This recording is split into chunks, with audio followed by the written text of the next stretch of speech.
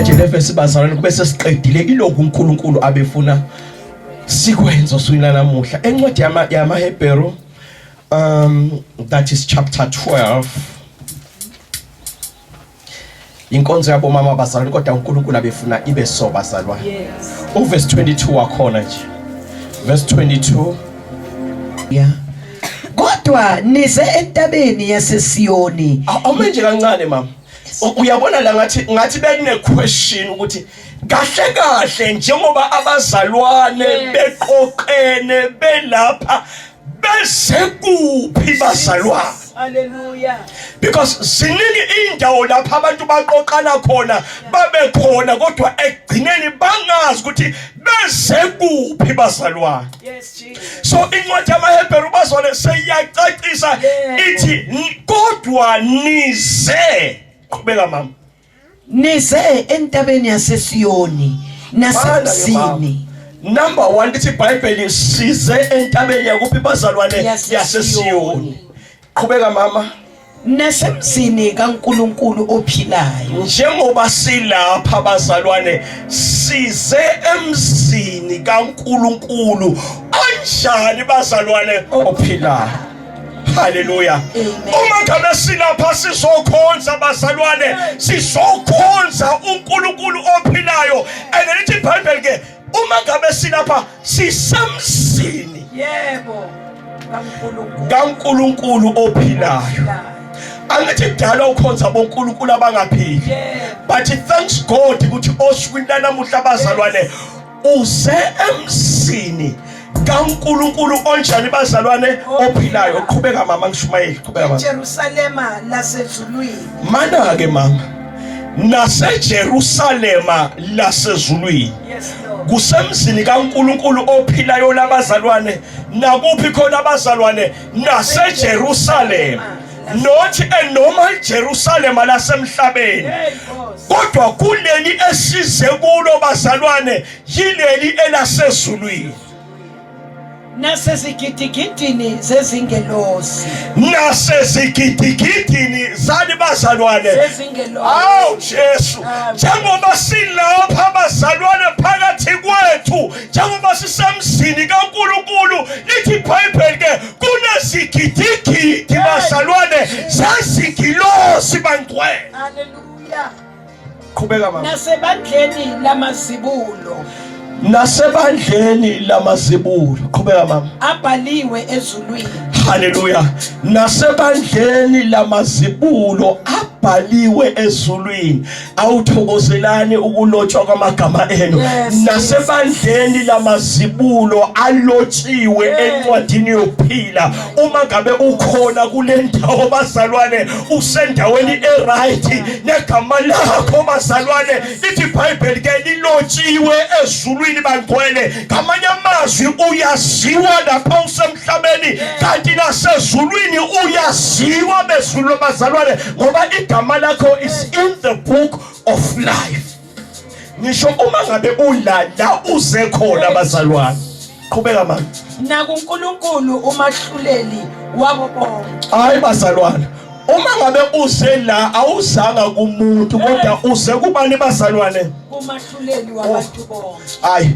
buyani bazalwane uma ngabe ulaba bazalwane uze kuNkulunkulu lisho njalo izwi lenkosi uthi uma ngabe sila ebandleni size kubani bazalwane size kuNkulunkulu umahluleli bangcwele ay glory to Jesus sibonga ukuza kukhona yes Lord hallelujah sinindawo lapha abantu bayahamba bayakhona abazalwane yesona abazalwane kodwa thanks God ukuthi siyibandla kaNkulunkulu size kuNkulunkulu umahluleli size kuNkulunkulu ophilayo bazalwane uma ngabe silapha sinoNkulunkulu bazalwane onjani uNkulunkulu bazalwane ophilayo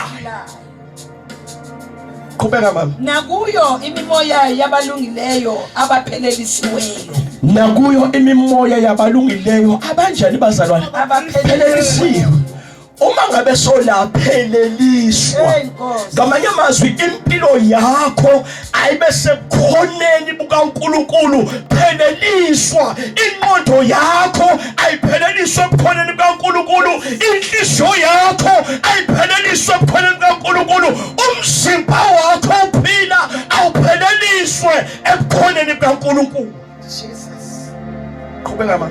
NakuJesu Oh, umlamleli wesivumelwano esisha. hey, uma ngabe sila bazalwane, bukani bazalwane. Uma ngabe sila lithi iBhayibheli size kuJesu. Amen. Umlamuleli. Lithi iBhayibheli ke munye umlamuleli phakathi komuntu noNkulunkulu, umuntu Kristu Jesu. Uma ngabe ula uze kumlamuleli bazalwane, munye umlamuleli phakathi komuntu namadimoni, umuntu Kristu Jesu. Munye umlamuleli phakathi komuntu nesnefu, umuntu Kristu Jesu. Munye umlamuleli phakathi komuntu nomjolo, umuntu Kristu Jesu. Hallelujah. Jesus. Bukani bazalwane, Nkosi. uma ngabe ula uzolanyulelwa. Yes, Jesus. Uma uzolanyulelwa kusho ukuthi kunempi obhekene nayo, kusho ukuthi kunomuntu olwa nempilo yakho, kusho ukuthi kunomuntu ofuna ukuqeda impilo yakho. Inceka kaNkulunkulu isemela ngaphambili bazalwane, abanye balanyulelwe bazalwane, abanye bebasemathuneni baqede balanyulelwa bazalwane. uJesu onamandla wokulamulela umuntu. Yes, Jesus. Hey, uma ngabe uthole uJesu, Hey. uthole umlamuleli bazalwane. Lord. Kunezinto ezikhona empilweni ziyaba overpower abantu, bangasakhona ukwenza nanoma ngabe yini bazalwane. Yes, Lord. Kodwa size kuJesu ongumlamuleli bazalwane. Hallelujah. Hayi man, uthi ngithi uzophuma kule gate, lempi bekade ulwa nayo seyilanyuliwe. Uzophuma kule gate, laba bebathakatha bazalwane sohlukene nabo ngoba solanyulelwe bazalwane. Uzolana kamnandi namaphupho bekade afika ebusuku azohlasela impilo yakho. There will be no more bazalwane, ngoba wena solanyulelwe. Uma ngabe solapha uma ukulanyulelwa, Hallelujah. Jesus. uJesu ungumlamuleli. Jesu bazalwane, uma ngabe ula uze kuJesu Hallelujah. ongumlamuleli ozolamulela impilo yakho. Qeda mama masinyane. Nasegazini lokufafaza elikhuluma okukhulu kunegazi lika Abel. Jesus. Uma ngabe uze labazalwane, uze egazini lokufafaza, awuzanga egazini lezimbuzi bazalwane, kodwa uze egazini elinamandla, egazini likaJesu Kristu waseNazaretha, egazini elikwazi ukuhlanza izono, elingasishibeke izono. Uma ngabe solapha bazalwane, izono zakho ziyahlanzwa bantwana. Hallelujah. Hey Jesus, Jesus. kwathi nithi ungasahamba usindwa izono, ube ufikile endaweni la igazi likaJesu likhona bazalwane. Linamandla igazi likaJesu.